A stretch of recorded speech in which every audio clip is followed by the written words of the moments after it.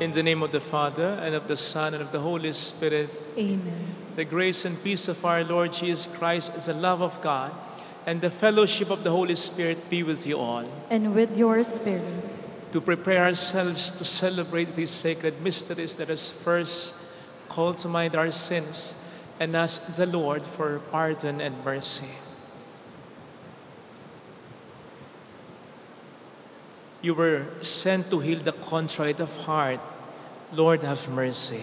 Lord, have mercy. You came to call sinners. Christ, have mercy. Christ, have mercy. You are seated at the right hand of the Father to intercede for us. Lord, have mercy. Lord, have mercy. May Almighty God have mercy on us, forgive us our sins, and bring us all to life everlasting. Amen.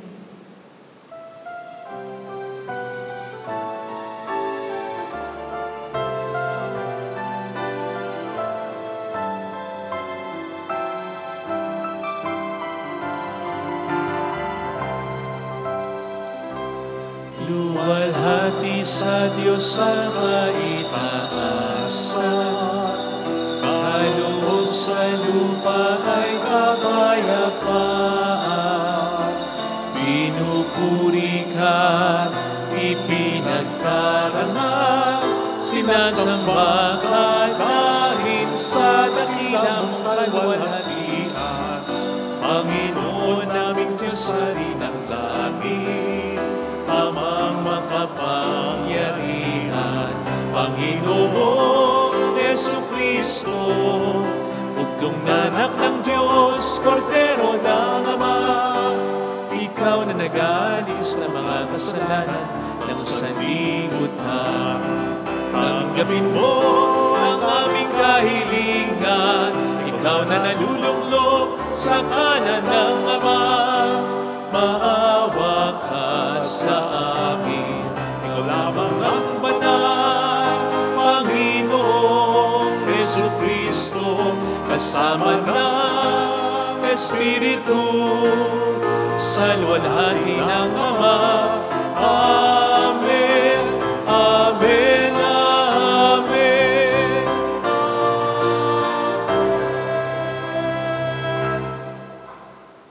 Let us bow our heads and we may tell God silently our own intentions. Let us pray. O God, who shows the light of your truth to those who go astray, so that they may return to the right path, give all who for the faith they profess are accounted Christians the grace to reject whatever is contrary to the name of Christ, and to strive after all that does it honor. Through our Lord Jesus Christ, your Son, who lives and reigns with you in the unity of the Holy Spirit, one God, forever and ever. Amen. On the first reading, the temple priest suspects Amos to be a professional who prophesies for gain. Amos replies that the Lord has chosen him, a shepherd, to bring his message to a people who wallow in pleasure and are deaf to the cries of the poor. A reading from the book of the prophet Amos. Amaziah, priest of Bethel, said to Amos, "Off with you, visionary. Flee to the land of Judah. There, earn your bread by prophesying, but never again prophesy in Bethel. For it is the king's sanctuary and the royal temple." Amos answered Amaziah, "I was no prophet, nor have I belonged to a company of prophets. I was a shepherd and a dresser of sycamores. The Lord took me from following the flock and said to me, 'Go, prophesy to my people Israel.'" The word of the Lord. Thanks be to God. Lord, let us see your kindness and grant us your salvation. Lord, let us see your kindness and grant us your salvation. I will hear what God proclaims, the Lord, for he proclaims peace. Near indeed is his salvation to those who fear him. Glory dwelling in our land. Lord, let us see your kindness and grant us your salvation. Kindness and truth shall meet, justice and peace shall kiss. Truth shall spring out of the earth, and justice shall look down from heaven. Lord, let us see your kindness and grant us your salvation. The Lord himself will give his benefits. Our land shall yield its increase. Justice shall walk before him and prepare the way of his steps. Lord, let us see your kindness and grant us your salvation. For the second reading, Paul sings a hymn of thanksgiving to God for the spiritual blessings given us in Christ, among which are holiness, goodness, wisdom, and love. We participate in God's plan for creation when we use our gifts for the benefit of all. A reading from the letter of St. Paul to the Ephesians. Blessed be the God and Father of our Lord Jesus Christ, who has blessed us in Christ with every spiritual blessing in the heavens, as he chose us in him before the foundation of the world, to be holy and without blemish before him. In love, he destined us for adoption to himself through Jesus Christ, in accord with the favor of his will, for the praise of the glory of his grace that he granted us in the Beloved. In him we have redemption by his blood, the forgiveness of transgressions, in accord with the riches of his grace that he lavished upon us. In all wisdom and insight, he has made known to us the mystery of his will, in accord with his favor that he set forth in him as a plan for the fullness of times, to sum up all things in Christ, in heaven and on earth. The word of the Lord. Thanks be to God.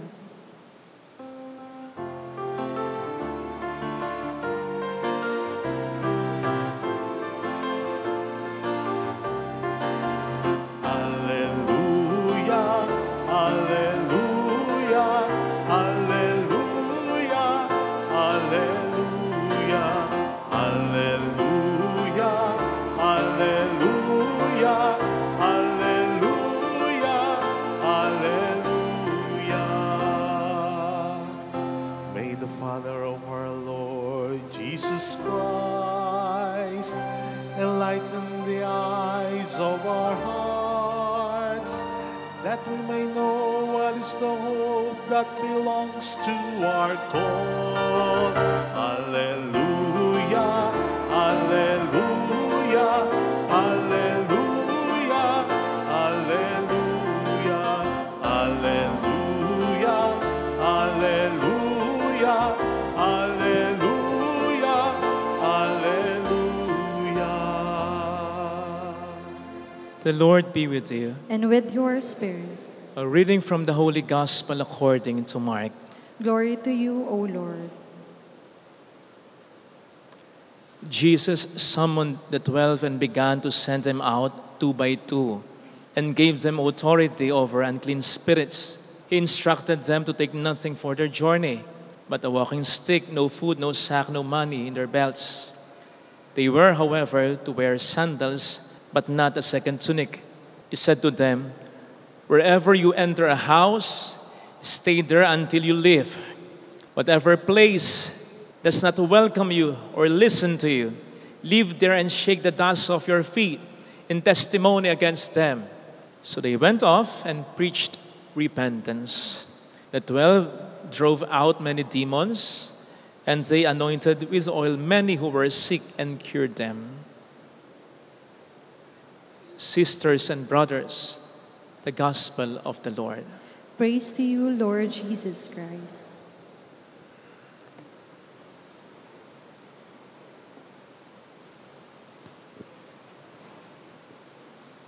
Welcome po sa Our Lady of Lazaret Quasay Parish, kung saan ayos lang umiyak. Sasamahan tayo ng mahal na ina sa pag-iyak, sa pagdarasal upang maging maayos ang lahat. Bata pa lamang tayo, tinatanong na tayo kung ano gusto nating maging paglaki natin. Gusto ko pong maging doktor, gusto ko pong maging engineer, gusto ko pong maging teacher, gusto ko pong maging pulis. Hanggang sa pagtanda natin along the way, concern pa rin natin kung ano ang gusto natin mga gawin sa buhay natin. Kung ano ang trabaho, negosyo ang gusto natin, mga lugar na gusto nating marating, mga bagay na gusto pa nating maranasan o bilhin, pamilya na gusto nating buuin, pati mga gusto nating gawin pag nag-retire tayo, iniisip natin.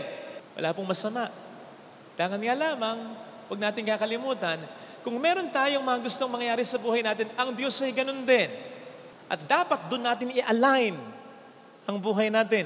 Sapagkat hindi ang mga gusto natin, kundi ang gusto ng Diyos na mangyari sa buhay natin, ang tunay na makapagpapasaya sa atin. Ang dami na nating alam, nalaman, nabalitaan mula noon hanggang ngayon. At marami pang susunod dito. Mga tao, mga pamilya, mayaman naman, sikat naman, makapangyarihan naman, pero ang gulo ng buhay. Obviously, hindi sila masaya.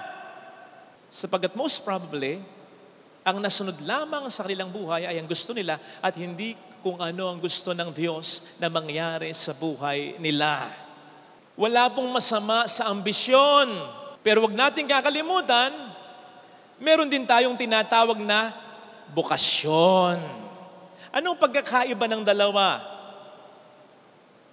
Pag sinabing ambisyon, call natin yon, something that we choose. Pag sinabing vocation, call ng Diyos yon. God chooses for us. At pwede tayong mag-ambisyon at certain points in our lives. Hanggang sa ayaw na nating mangarap, ayaw na nating mag-ambisyon. Pero alam po ninyo, ang bukasyon, meron na tayo agad. Hindi pa man tayo nabubuhay. Jeremiah 1 verse 5, tingnan nyo yan. All the way hanggang sa tayo mamatay. Meron tayong bukasyon. Merong pagtawag sa atin ng ating Panginoon. Kaya't ang ambisyon, along the way, pwedeng mabago. Hindi na ito ang trend. Hindi na ito ang kailangan ko. Hindi na ito ang demand. Pwedeng mabago ang ambisyon sa paglipas ng panahon. Pero hindi ang bukasyon. At kung ang kasukdulan ng ambisyon ay success, pera, kayamanan, kapangyarihan, sikat ka, ang kasukdulan ng bokasyon or vocation ay fulfillment. Payapa ka, masaya ka, kontento ka. Kasi naman, while ang ambisyon usually ay self-oriented. Ang vocation ay other-oriented. Ano ba yung bukasyon? Para malinaw na natin yon. Ang bukasyon ay ang narinig natin sa ating second reading ngayon. Sinasabi sa atin ni St. Paul na nung una pa lang, God chose us in Him before the foundation of the world to be holy and blameless in His sight. Yun ang ating bukasyon. Yun ang calling para sa atin ng Panginoon. Meron tayong sinasabing expression na may kanya-kanya tayong calling. Tama yun. Pero ito ang pangkalahatang calling sa atin ng Panginoon. Lahat tayo may bukasyon o may calling na maging banal o maging mabuting tao. Baka nga walang masyadong pakialam ang Panginoon. Nagpari ako, nag-asawa ka, nagmadre ka, single ka buong buhay mo. Baka nga hindi masyadong big deal sa Panginoon. Pari ako, engineer ka, may-ari ng isang kumpanya. Ang mahalaga sa kanya, Father Fidel, mabuting tao ka ba? Ising, mabuting tao ka ba? Joy, mabuting tao ka ba? Chimbo, mabuting tao ka ba? In fact, kung panay ang hiling natin sa Panginoon ng blessing, Lord, sana makuha ko yung project na ito. Lord, sana pumasa ako. Panay ang hiling natin sa Panginoon ng mga blessings para matupad ang ating ambisyon. Kapatid, kahit hindi ka humiling, may blessing na para matupad ang ating bukasyon. Kasi yun ang gusto ng Panginoon. Ang sabi ni St. Paul, God has blessed us in Jesus Christ every spiritual blessing in the heavens for this calling. Para maging mabuting tao lang tayo. Nagkatawang tao si Kristo, namatay si Kristo, muling nabuhay si Kristo. Hindi para maging pari lang ako, hindi para maging engineer ka, hindi para maging politiko ka. Naging tao si Kristo, namatay si Kristo, nagsakripisyo si Kristo, muling nabuhay si Kristo. Para tayo maging mabuting tao. Sapagkat gusto niyang makasama tayo. Hindi nga ba't ang magulang gusto ang pinakamakabubuti para sa kanyang anak? Ang Diyos ay ating pinakamagulang. Ang gusto niya tayo maging pinakamabuti. O, tingnan po ninyo. Let's talk about ambition. Marami sa atin dito, may mga ambition tayo hindi natupad. Ba? Ako, dati ang ambition ko, lawyer, politiko. Hindi natupad yun. Okay? I'm sure kayo din, marami dito. For some reasons, mas matindi yung iba, talagang hindi natupad. Sabi nga, may nakita akong quote. Ang sabi niya sa quote niya, hindi ko alam kung siya talaga may sabi, ha? Akala ko dati, pag nagkatrabaho ka, marami kang pera na. Hindi pala, sapat lang yung budget para hindi ka mamatay. Kawawa naman. Mas kawawa ito. Pangalawang quote, ang sabi niya dyan ay ganito. Akala ko dati, pag 23 years old na ako, may kotse na ako, may sariling bahay na ako, maganda na ang trabaho ko. Eto ko ngayon sa loob ng bus, natetempt inumin yung natira ditong bukod juice na konti lang ang bawas. Kawawang nila lang. Hindi natupad ang ambisyon. Kaya kapag hiningan mo yan ng financial status, ayusin mo financial status mo. Yan ang ibibigay sa'yo. Eto financial status ko. Bilis bariya.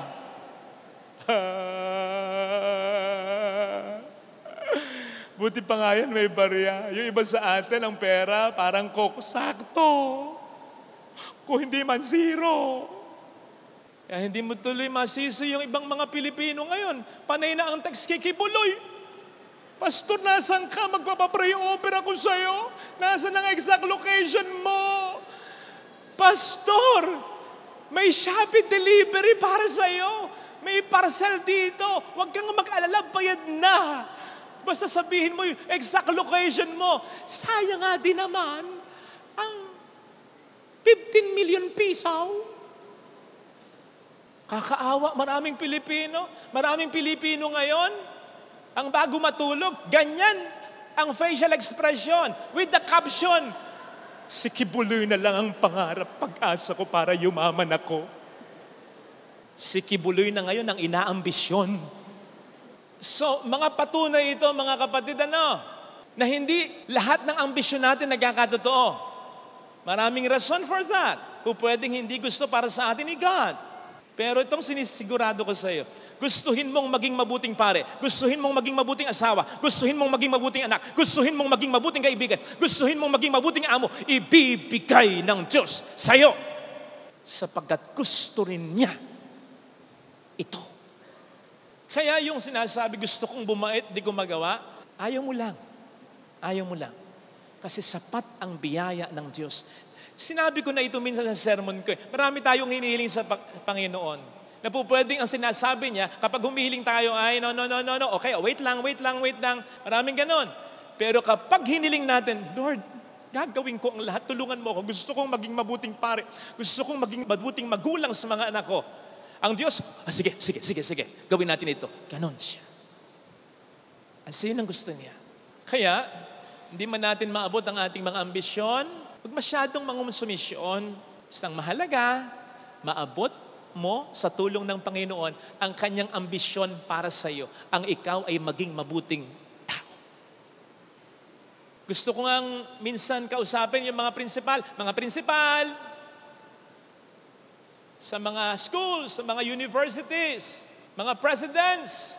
Baka naman po pwedeng sa mga susunod na mga graduation, kahit pagsalitin man lang o kahit paminsan-minsan lang. Kasi ang napapansin ko, ang madalas well, don't get it wrong okay naman lang. Kaya lang madalas ang mga guest speaker, yung mga sa standard ng mundo ay di kalidad mayaman, may posisyon sa pamahalaan, makapangyarihan, kilala, lawyer yan doktor yan pare yan produkto yan ng eskwelahang ito without really scrutinizing if that person is living a holy life. Baka naman pwedeng paminsan-minsan isalit yung mga graduate, yung mga alumni, na po pwedeng hindi dekalidad sa standard ng mundo kasi hindi kilala, hindi sikat, hindi mayaman, pero mabuting asawa, mabuting magulang, mabuting anak, mabuting kapatid, mabuting tao. Para bigyan natin ng message ang mga estudyante natin that there is something more in life than just being successful.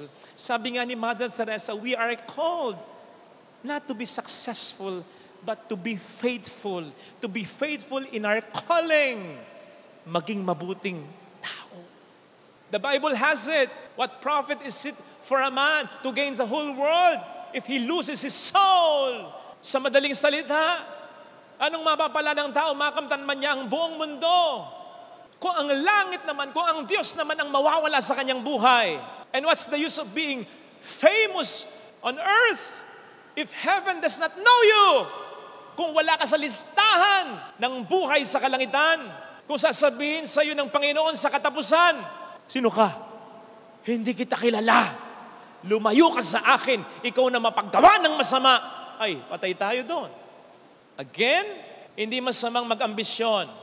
Pero siguraduhin natin, ito ay magle-level up sa bukasyon. Katulad ni Queen Esther in the Old Testament. Napakaganda, pero marami ding mas maganda kaysa sa kanya. Gusto niyang maging reyna. Nagkaroon ng pageant sa pagiging reyna. Ay, nanalo siya, bongga! Pero hindi nagtapos doon. Sapagkat ginamit ni Queen Esther ang kanyang pagiging reyna para iligtas ang mga Hudyo, ang mga Israelita. Ganoon. Huwag mawawala yung dati pa nating sinasabi, gusto kong maging doktor para maggamot ang mga mahihirap. Ganoon. Huwag mawawala yun. Gusto kong maging lawyer para maipagtanggol ang mga walang pera. Ganoon. Huwag mawawala yun. Ako, gusto kong maging pare para maglingkod sa Diyos at sa bayan. Dapat hindi sa akin mawala yun. Katulad ni Prophet Amos, hindi ito dapat hanap buhay. Ito dapat ay pagbibigay sa iba ng buhay. Dapat i-level up ang ambisyon sa bukasyon. Sabi nga natin, ito expression natin, mangangarap ka na rin lang, taas-taasan mo na. Pero ang pagtataas ng pangarap ay hindi yung mangarap ka na malaki dapat ang iyong kita, maging kilala, maging sikat ka, maging kapangyarihan ka. Ang pagpapataas ng pangarap ay ang isama mo ang lahat sa iyong pangarap. Pamilya mo, mga taong nandyan lagi para sa iyo. Huwag mong kalilimutan yung mga yan. At ang ibang tao, lalong-lalo na ang mga mahihirap at ang mga kaba. Yun ang pagle-level up ng pangarap. Isama mo lahat. Bakit dapat mong i-level up ang pangarap mo? Kasi tandaan mo, kung ang magiging pangarap mo ay para lang sa sarili mo, hindi kasama yung iba. Selfish ka eh. Hindi kasama ang magulang mo, hindi kasama ang kapatid mo. Later on, hindi nakasama ang naging asawa mo. Hindi na naging kasama ang mga naging anak mo kasi nakakita ka ng iba. Hindi na sila kasama. Basta ikaw okay ka. Kapag gusto mong ganun ang pangarap, hindi ka nag-level up, napakabuti ng Diyos. Pwede niya yung ibigay sa'yo. Katulad nung ama na nagbigay ng mana sa kanyang alibugang anak, ibibigay niya yun sa'yo. Kung ang pangarap mo hanggang sa sarili mo lang, ibibigay niya yun sa'yo. Pero hindi ka magiging masaya. Kasi magiging masaya ka kung dahil sa'yo, magiging masaya ang iba.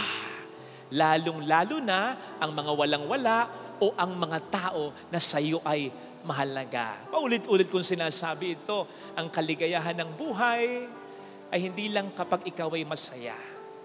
Ang kaligayahan ng buhay ay kapag ikaw ang dahilan ng kaligayahan ng iba, lalo na ng mga taong sa iyo ay mahalaga. Narinig natin sa ating ebanghelyo, ang ginawa ng Panginoon sa mga disipulo. He called them and then He sent them. Ganon din ang gusto niyang gawin sa atin. Gusto niya tayong tawagin to bless us, and then He will send us to become blessing for others. Tandaan natin bilang mga alagad at tagasunod ni Kristo, ang gampanin natin ay ang iparamdam sa mga tao ang paghahari ng Diyos na mabait ang Diyos. Hindi ka nakakalimutan ng Diyos. Yun ang gampanin natin. Ang iparamdam sa tao, hindi ang paghahari natin, magaling ako, mayaman ako, matalino ako. Ang gampanin natin, iparamdam sa tao, sa pamilya natin at sa iba, mabait ang Diyos. Mapagmahal ang Diyos. Ikaw na naabot ang ambisyon mo, ganun ba ang nararamdaman ng mga tao sa paligid mo, lalo tigit ang pamilya mo? Ikaw na may pera ngayon, sige. Ikaw na abogado ngayon, sige. Ikaw na kilala ngayon ng iba. Ikaw na ginagalang ngayon ng iba. Ginagalang ka ba ng pamilya mo? Nakararamdam ba ang pamilya mo ng pagmamahal sa'yo? Nararamdaman ba ng pamilya mo na mabait ang Diyos dahil sa'yo? Dahil sa presensya mo? Ikaw na may ambisyon ngayon, mga kabataan, makinig kayo. Mag-ambisyon kayo. Pero huwag niyong kakalimutan ang pagiging mabuting tao. Bago kayo maging magaling, maging mabuting tao muna kayo. Maging magaling kayo na mabuting tao. At kayo naman, mga kapatid ko, lalo na yung mga may edad na, huwag kayo masyadong mailang sa iba. Yung kaklase mo, ang ganda ng kotse, ang ganda ng bahay, ang ganito na kung ikay mabuting asawa, kung ikay mabuting kapatid, nagparaya ka sa ibang kapatid mo para mapagtapos mo sila. Kung ikaw ay mahal na mahal ngayon at proud na proud sa iyo ngayon ang mga anak mo dahil sa pagiging mabuting magulang mo, wala kang dapat ikahiya. Walang panahong nasayang. At hindi mo alam kung yung mga kinainggitan mo dahil sa worldly standards ay parang angat sa iyo, hindi mo alam sila ba talaga ay mabuting tao. Pagdasal mo na lang sila. Basta ikaw, nagpapakabuting tao ka para sa pamilya mo, yun ang pinaka-mahalaga. Pag namatay tayo, ang pag-uusapan ay hindi yung mga na-accomplish natin. Hindi yung talino mo, hindi yung galing mo. Ang pag-uusapan, naging mabuting asawa ka ba? Naging mabuting anak ka ba? Naging mabuting tao ka ba? Yun, kasi ang pinaka-mahalaga. At habang magsasalita yung asawa mo, habang magsasalita yung anak mo, ang mga anghel, pati na siguro si Lord nakaganon. Ano kaya ang sasabihin niya tungkol sa'yo? Kasi ayaw marinig ng Panginoon yung mga yaman mo. Hindi, ang gusto niyang marinig. Yung gusto rin natin marinig, mabuting tao ka ba? Ito sana ang hiling nating biyaya sa ating banal na misa. Ilagay natin ang ating kanang kamay sa tapat ng ating puso.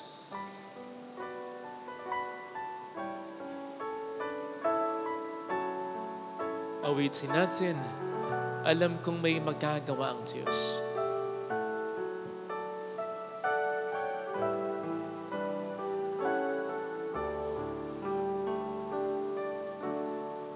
Alam kong may magagawa Ang Diyos. ang Diyos. Alam kong may magagawa ang Diyos. Alam kong may magagawa ang Diyos. Kung ako'y magtatapat Kung ako'y magtatapat sa Kanya'y maglilingkod, sa Kanya'y maglilingkod, alam kong may magagawa ang Diyos. may magagawa ang Diyos. Alam kong diringgin ng Diyos ang samo ko Alam kong di sapagkat mahal niya ako. ringgin ng Diyos ang samo ko. Alam kong diringgin ng Diyos ang samo ko. Alam kong di ringgin ng Diyos Ang samo ko. Kung ako'y magtatapat kung ako'y magtatapat sa Kanya'y maglilingkod, sa Kanya'y maglilingkod. alam kong diringgin ng Diyos ang samo ko. Diringgin ng Diyos Pikit natin ang ating mga mata. samo ko. Panginoon, tulungan mo kong huwag mag-inggit sa iba, sa ibang parang mas may narating na, parang mas may sinabi sa buhay. Lalo pat nagsisikap naman ako na maging mabuting tao sa pamilya ko at sa iba.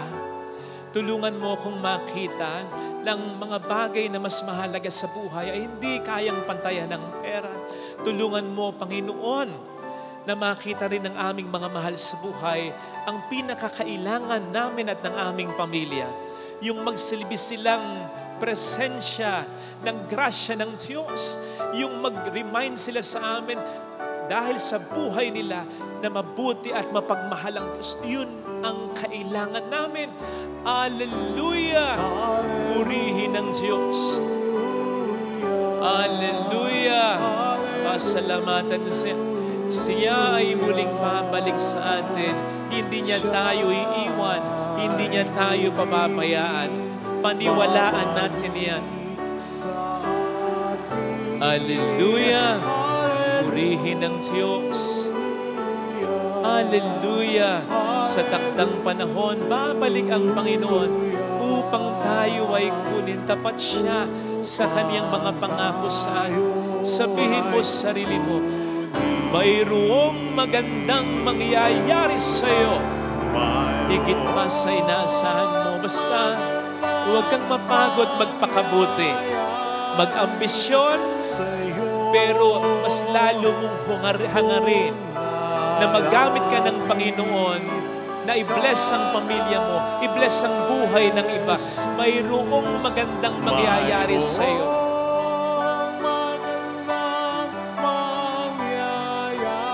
Kung lalapit kay Jesus, kung lalapit kay Jesus. Glory to the Father, and to the Son, and to the Holy Spirit. As it was in the beginning, is now, and ever shall be, world without end. Amen.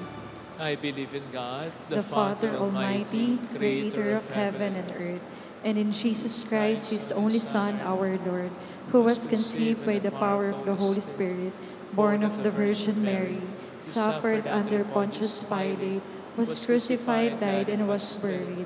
He descended into hell. On the third day, He rose again from the dead. He ascended into heaven and is seated at the right hand of God, the Father Almighty. From there, He will come to judge the living and the dead. I believe in the Holy Spirit, the Holy Catholic Church, the communion of saints, the forgiveness of sins, the resurrection of the body, and life everlasting. Amen. Offertory.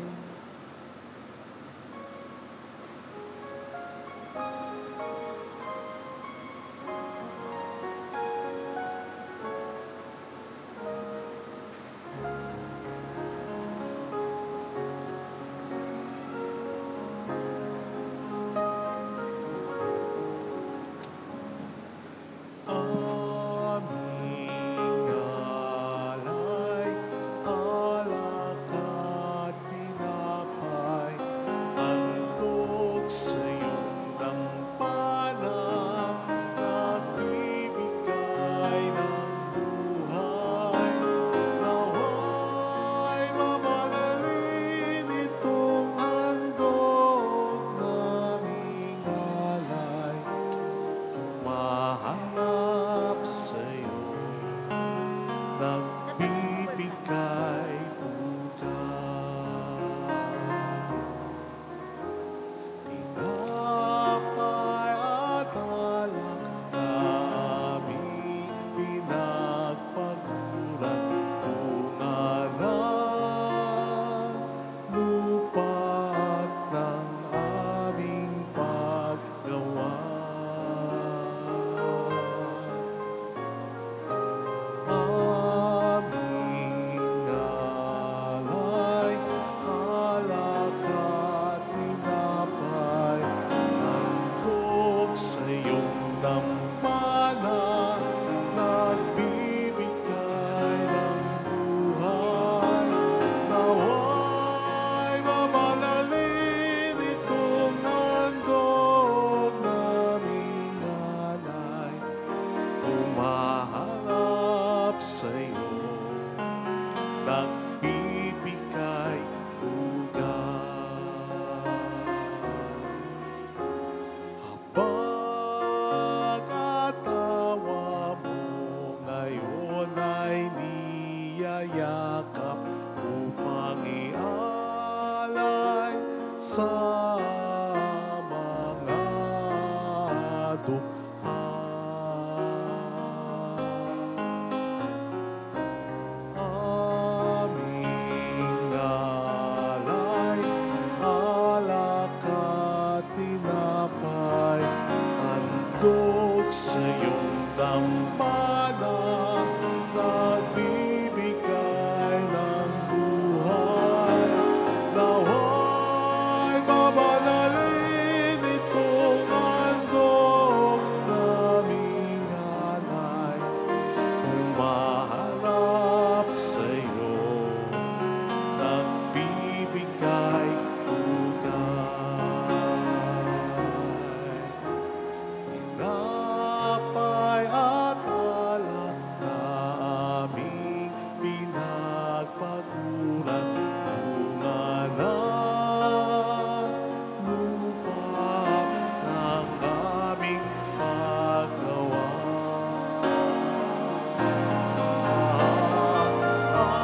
Aming alay, alak at tinapay, handog sa iyong dambana, nagbibigay ng buhay.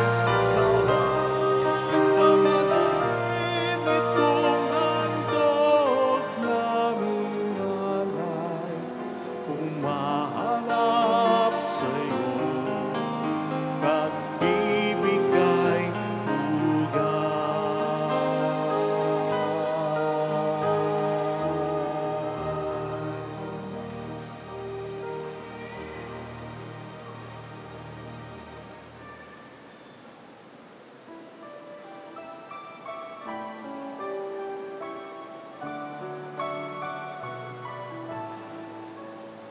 O Diyos, narito ang tanging alay ko, at sa kamay mo inihandog ko, alak at tinapay, aming pinagpaguran, maging aming buhay, tanging sa'yo lamang, tanging sa'yo lamang. Ang tinapay na ito, sana ay basbasan mo, upang ang buhay na ganap ay kamtin ko.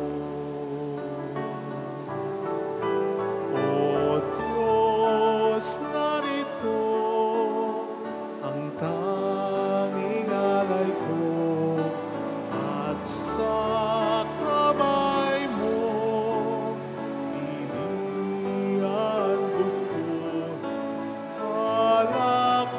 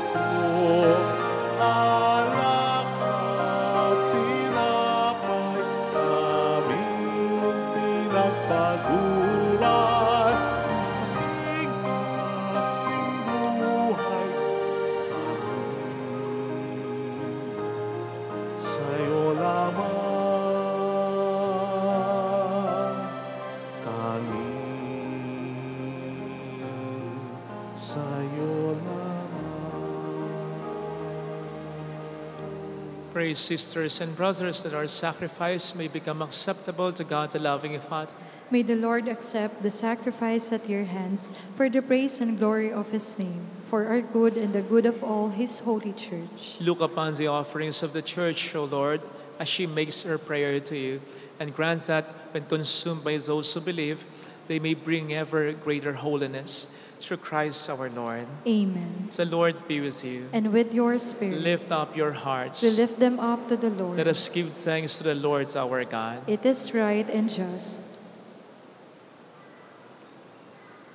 It is truly right and just, our duty and our salvation, always and everywhere, to give you thanks, Lord, Holy Father, Almighty and eternal God. For when your children were scattered afar by sin, through the blood of your Son and the power of the Spirit, you gathered them again to yourself, that the people formed as one by the unity of the Trinity, made the body of Christ and the temple of the Holy Spirit, might, to the praise of your manifold wisdom, be manifest as the church. And so in company with the choirs of angels we praise you, and with joy we proclaim, Holy, holy, holy, Lord God of hosts, heaven and earth are full of your glory. Hosanna in the highest. Blessed is he who comes in the name of the Lord. Hosanna in the highest. Please kneel. You are indeed holy, O Lord, the fount of all holiness. Make holy, therefore, these gifts, we pray, by sending down your Spirit upon them like the dewfall, so that they may become for us the body and blood of our Lord Jesus Christ. At the time he was betrayed and entered willingly into his passion, he took bread, giving thanks, broke it, gave it to his disciples, saying, "Take this, all of you, and eat of it, for this is my body, which will be given up for you."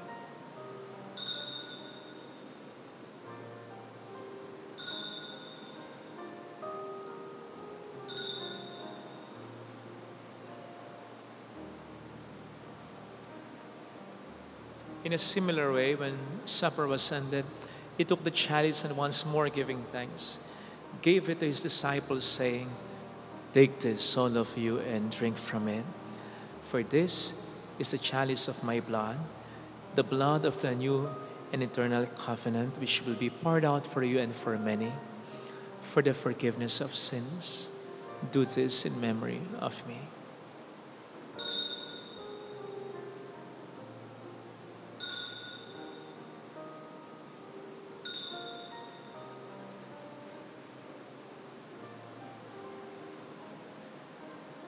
Let us proclaim the mystery of our faith. When we eat this bread and drink this cup, we proclaim your death, O Lord, until you come again. Therefore, as we celebrate the memorial of his death and resurrection, we offer you, Lord, the bread of life and the chalice of salvation, giving thanks that you have held us worthy to be in your presence and minister to you. Humbly we pray that, partaking of the body and blood of Christ, we may be gathered into one by the Holy Spirit. Remember, Lord, your church spread throughout the world, and bring her to the fullness of charity, together with Francis, our Pope, Dennis, our Bishop, and all the clergy. Remember also our brothers and sisters who have fallen asleep in the hope of the resurrection, especially those for whom we will now pray. Let us bow our heads, and in silence, we pray for departed loved ones, including Joyce, Nene, Amang, Loleng, Seni, Paulo, Chongaso, Maria So Jose, So Miguel, Arsenio Serio, Elsie Benjamin, and all who have died in your mercy. Welcome them into the light of your face. Have mercy on us all, we pray, that with the Blessed Virgin Mary, Our Lady of Lazaret, Mother of God, Saint Joseph, her most chaste spouse, with all the blessed apostles and saints who have pleased you throughout the ages, we may merit to become co-heirs to eternal life and may praise and glorify you through your Son, Jesus Christ. Through him and with him and in him, O God, Almighty Father, in the unity of the Holy Spirit, all glory and honor is yours forever and ever. Amen. Jesus taught us to call God our Father, and so we have the courage to say,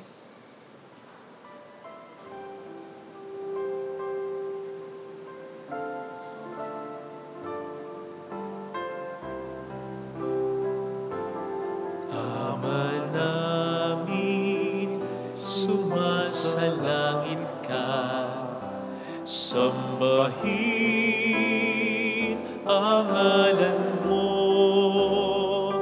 mapasamin ang kaharian mo, sundin ang loob mo, dito sa lupa para lang sa langit. Bigyan mo kami ngayon ng aming kakanin sa araw-araw at patawarin mo kami sa aming mga sala para ng pagpapatawad namin sa nagkakasala sa amin at huwag mo kami ipaintulot sa tukso at ihadya mo kami sa lahat ng masama. deliver us. Lord, we pray from every evil, graciously grant peace in our days, that by the help of your mercy we may be always free from sin and safe from all distress, as we await the blessed hope and the coming of our Savior, Jesus Christ. For the kingdom, the power, and the glory are yours now and forever. Lord Jesus Christ, who said to your apostles, "Peace I leave you, my peace I give you," look not on our sins, but on the faith of your church, and graciously grant her peace and unity in accordance with your will, who live and reign forever and ever. Amen. The peace of Jesus be with you always. And with your spirit. Let us offer one another the sign of God's peace. Peace be with you. Payapaan. Peace be with you.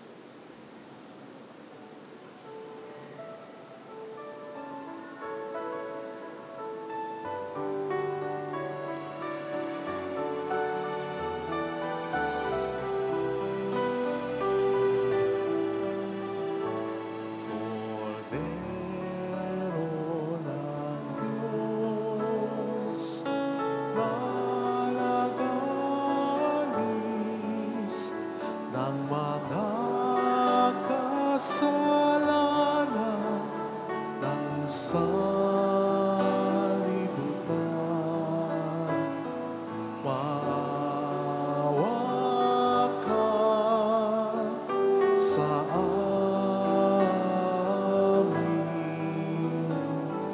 Cordero ng Diyos, nalagalis ng mga kasalanan ng sanlibutan.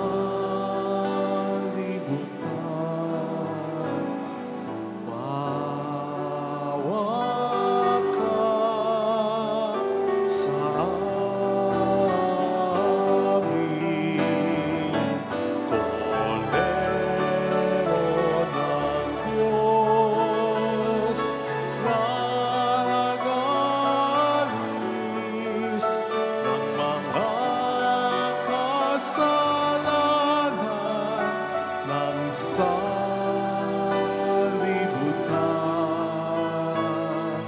Ipagkaloob mo sa amin ang kapayapaan.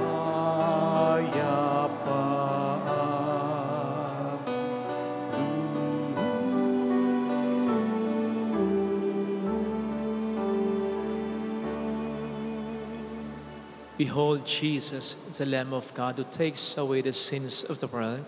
Happy are those invited to receive him.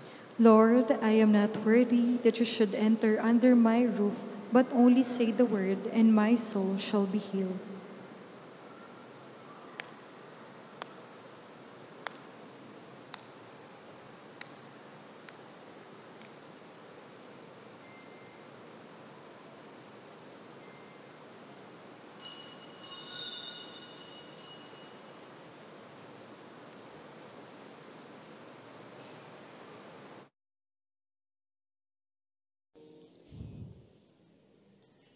An act of spiritual communion.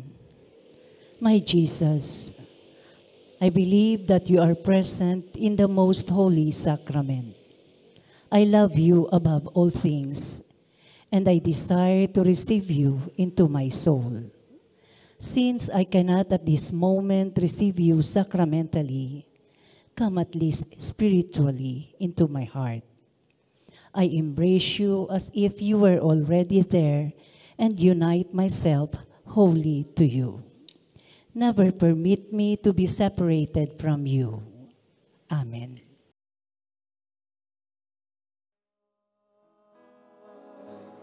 Sa utos mo, lahat ng yaman ko, alay ko sa'yo. Ikaw ang tanging sa buhay ko. Nabatid ko nga at natanto sa kasulatan yung turo.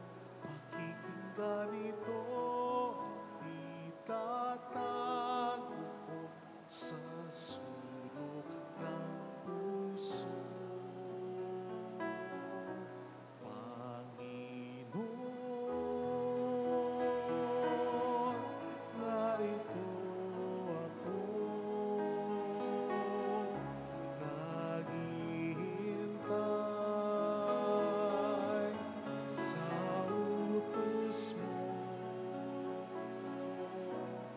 Lahat ng yaman ko, alay ko sa'yo. Ikaw ang tanging sa buhay ko.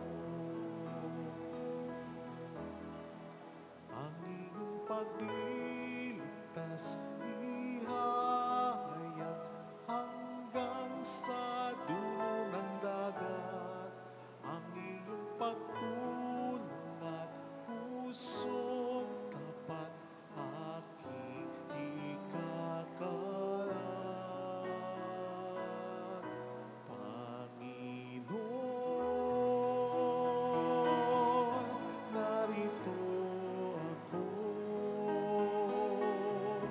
naghihintay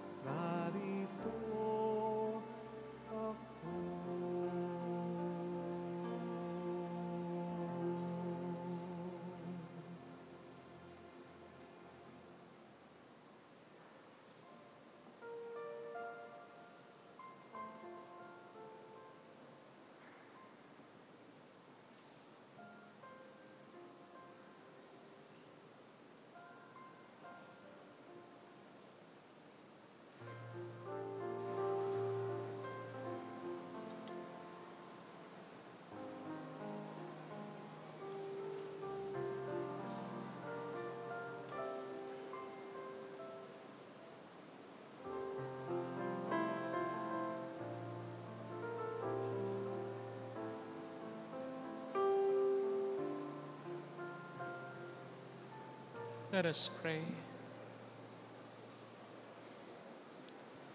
Having consumed these gifts, we pray, O Lord, that by our participation in this mystery, its saving effects upon us may grow.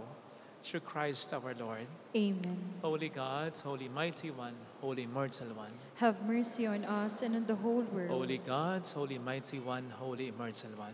Have mercy on us and on the whole world. Holy God, Holy Mighty One, Holy Immortal One. Have mercy on us and on the whole world. Jesus, King of Mercy. We trust in you. Alalahanin, Alalahanin, O mahal na Birhen ng Lasalet, ina ng pag-asa, ikaw ang nagpaalala sa aming magbalik loob sa Ama. Ito ang nagpapatunay na kagandahang loob mo'y nanatiling busilak sa pag-aaruga mo sa amin tungkulin mo'y tinupad. Sa paanan ni Kristo'y itinuring mo kaming mga tunay mong anak. Kaya ninais mong ni isa'y huwag mapahamak, maging sa iyong walang tigil na pananalangin, pati luhay pumatak. Huwag namang mawalan ng saysay ang iyong paghihirap. Hiling nawa namin sa iyo, aming inang liyag, na matapos ang pakikibaka namin sa mundong ito at sa pananatili naming tapat kay Kristo. Sa kapurihan mo'y makibahagi kaming ganap, upang kung nasan ka ngayon ay maparoon din kaming lahat. At ang kaganapan ng kalwalhatian ng Diyos Amay tuluyang matupad siya nawa. Mahal na Birhen ng Lasalet, tagapagkasundo ng mga makasalanan. Ipanalangin mong walang patid kaming mga dumudulog sa iyo. Maraming salamat po sa inyong pagpunta at sa mga binibigay niyong panalangin at tulong sa pagsuporta sa ating Sovereign Shop, sa mga nag-aalay ng alkansya. Maraming salamat sa mga tumatangkilig sa Trinity na Crown. Maraming salamat po sa inyo talaga. At gayon din sa pag-share ng ating mga reflections and videos and live masses. Lahat po ng ito ay nakatutulong para sa maintenance ng ating simbahan, para makapag-promote tayo at makapagbigay ng mga libreng images, at gayon din para sa pagpapatayo natin ng mga chapels at pagtulong natin sa ibang mga parishes. Maraming salamat po sa inyong lahat. Paalala, kapag meron kayong na-receive or napanood na nag-endorse ako ng gamot, hindi totoo yun, ha? Ano po yun? Edited yun or AI ba tawag nila? Hindi po ako yun, ha? Ang ini-endorse lang po natin ay ang 3 Nails ng Crown products dahil yan ay nakatutulong sa ating simbahan. So, yun po. Kung ano man yung gamot na yun, wag niyong bibilin yun, ha? Kasi nagsimula sa sinungaling. Nanggagamit siya ng tao. So, salamat po. Huwag niyo pong paniwalaan. Salamat po. The Lord be with you. And with your spirit. And may God bless you and our families. In the name of the Father, and of the Son, and of the Holy Spirit. Amen. The Mass is ended. Go in the peace and love of Jesus Christ. Thanks be to God. Salamat din po.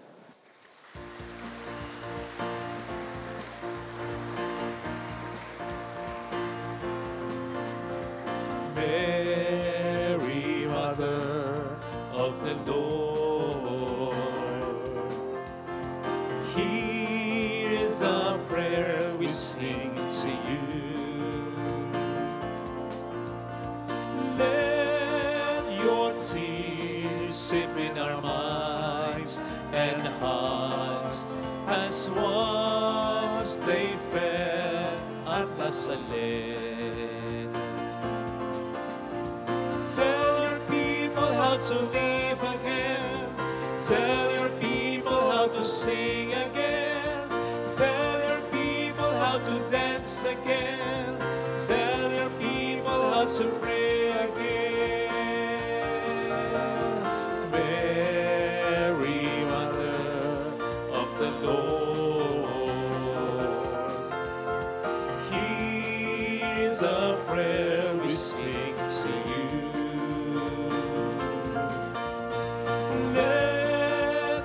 Tears sip in our minds and hearts as once they fell at La Salette.